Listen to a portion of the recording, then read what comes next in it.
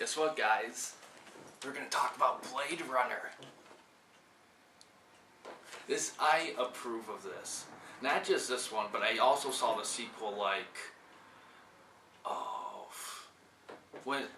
first weekend, Monday after the Monday after the first week. And it premiered Friday, I watched it Monday. We're gonna talk about both of them today. The original and the sequel. First, this is one of my favorite movies, top 20. So, this is a big deal for me. We're gonna talk. Let's cheat sheet. Okay, the original Blade Runner. Okay, original Blade Runner was premiered in 1982. It's rated R, not for kids, of course. It's an hour 57, 2-hour movie. It was released on DVD in 1997. But funny story about Blade Runner. When it first premiered, it was a bomb, hardcore bomb. And there's been various re-releases over the years. Now, there was the first, it was the theatrical cut, the original, and then there was a couple of, then there was international cut, then there was a director's cut in 1992, and then there's the final cut, which has been decided by fans as the definitive cut. So if you're going to watch, I've seen the theatrical and the final cut. Okay, I haven't seen the international or 1992 director's cut, but they're probably similar to a degree. Not many differences, but the theatrical cut, and I'll get to that later. Let me finish this. It stars Harrison Ford, who was, of course, in the Star Wars movies, and Rutger Hauer, who was in, of course, the glorious Sin City. He's a British actor. He's been in lots of. Sin City's one of the bigger ones. I don't think he has a lead role in it, but he's in it. And then directed by Ridley Scott, who also directed the first Alien movie, among other good movies. On IMDb, it has an 8.2 out of 10, with approximately 526,000 voters. And on Metacritic, it has 89, which is very good, because Metacritic judged everything so harshly with 11 critics. On Rotten Tomatoes, it has 90% certified fresh, with 107 review critics, and it's 91% by audiences, with audiences being about 25,000 who reviewed it. And the critics' consensus on Rotten Tomatoes is misunderstood when it first hit theaters. The influence of Ridley Scott's mysterious neo-noir Blade Runner has deepened with time. A visually remarkable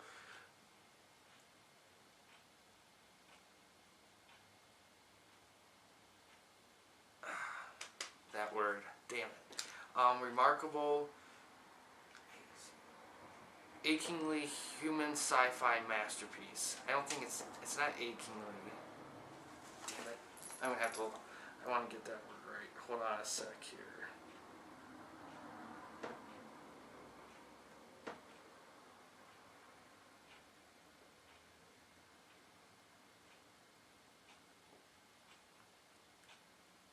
Yeah, it's achingly human sci-fi masterpiece.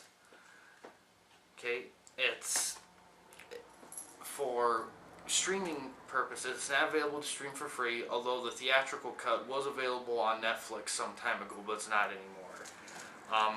It's available to rent on Fandango, Amazon, Google Play, Vudu, PlayStation, Microsoft, and iTunes. And it's available to buy on those same sites. Now, why I love Blade Runner, it is a visual treat. Now, the theatrical cut has a narration by Harrison Ford, kind of film noir style, and it does help the story in terms of, you hearing what the lead character has to feel and say or whatever, but the only problem with it is it takes away from the atmosphere, and that's why if I'm going to pick one to watch first time, I think it's easy enough to follow for the final cut. I would watch the theatrical cut after, but it depends on which one you get to first. Both are great. But the atmosphere of this film is one of the greatest atmospheres ever. It is awesome, and at the end, oh my god, it was amazing. It captures the human emotion. You feel when you watch this movie. When you get into this movie, you feel, and it's a great movie. I recommend it. It's fucking awesome. And then the sequel, of course, I don't own it yet because it's still in theaters. Probably it's released in. Now I'm going to talk about the sequel, which I did see. It's rated R2, and this movie is long. It is 2 hours and 44 minutes long. You are going to sit there, you're going to watch it, and you will love it. It is amazing. It's not a reboot, it's a sequel. There's no rehashing, it's a continuing story. So, it does stand on its own, but you're better off watching the first one too. I mean, you're not going to lose anything by watching the first one first. You're going to gain a lot. Right now on IMDb, last time I checked, it was 8.6 out of 10 with 71,000 people. Of course, those numbers will change when more people review it. And Metacritic has it at 81 with 51 reviewers. It stars Harrison Ford, who, I mentioned before, Star Wars and all the rest, and Ryan Gosling, who people would know him for Drive or anything else he's been in. Fun fact, he was in an episode of Goosebumps as a kid. I'll talk about that later, but in a different episode, but that's kind of funny. And since it's getting close to Halloween. And it was directed by Dennis Villanueva. I don't think it's Villanueva. I'm going to say Villanueva, maybe? He directed Arrival, a sci-fi film that came out earlier. He's also directed Prisoners with Jake Gyllenhaal and Hugh Jackman, which is a great movie. And on Rotten Tomatoes, it has 88% with 265 critics and 83% with about 2,100 audience reviews. And critics' consensus is it's a visually stunning and... Wait. It's my handwriting, it's shit.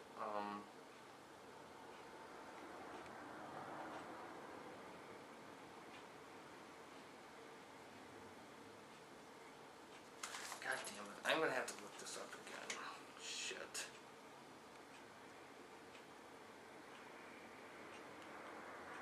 Yeah, right. I gotta skip lines, possibly. Oh. Visually stunning and narratively satisfying. Blade Runner 2049 deepens and expands on its predecessor story while standing as an impressive filmmaking achievement in its own right. So this film, just like I said, this film's great. Of course, it's not available to stream right now. It's still in theaters, but it'll probably be available at some point, I imagine. Now, Blade Runner, both of them will be available on DVD. The original Blade Runner is. Now, there's different versions. The final cut is the definitive version. It's considered the official version. However, I do recommend seeing the theatrical cut just to get a clear take on the story, because they're both good in their own right. What I have here is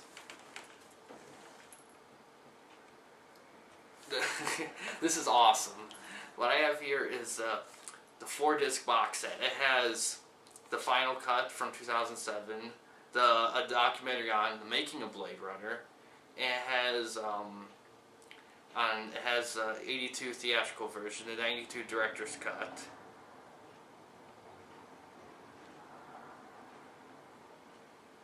The 1992 director's cut. And I thought their international version was on this, but it's not. Wait, is it? And this for is an enhancement archive.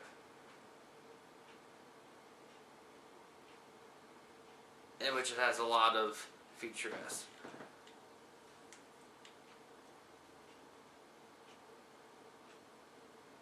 But I think there's 4. There's 4 in there, but it only mentions 3. So I don't. It must be something else I'm missing. But it's great. I mean, look at the cover here, the back, and then let me. And then you have this, and then when you open it up, it's this shit. And then when you open it up some more, it's this. I hope you can see it all. And then you turn it around, it's this. This is awesome. The only negative on this, is that it's not in Blu-ray. It's not available on Blu-ray. This is available by Amazon. Though if you're just looking for one disc, more economic, because I don't remember how priced it is. It was pretty expensive, but not super expensive. So you could get the original cut, the final cut or whatever, but it's great. And now, sequel. Does it match this? Fuck yeah, it does. Does any flaws? Well, while it is a long running time, personally, I didn't feel that running time. It was visually stunning. It was atmospheric. The story was interesting. In fact, the story probably has a lot more happens in this in terms of just twists and turns. Even though the first one had some too, a few, but not as much. But this movie's longer. But it definitely adds. Now, Blade Runner, though, is based on a book. The book's not called Blade Runner. It's a longer name. I forgot. But you can look up. It's by Philip K. Dick, and I think that's his name, Philip Dick or Philip K. Dick. And there have been sequels to the book. There have been continuations, and there was demand for a continuation for a long time. And this one came out, and people love it. And it's a great movie. Soundtrack is great. Soundtrack is great in both of them. Everything's great in both of them.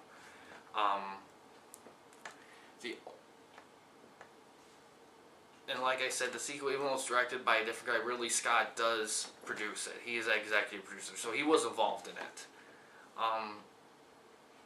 But yeah, great movies.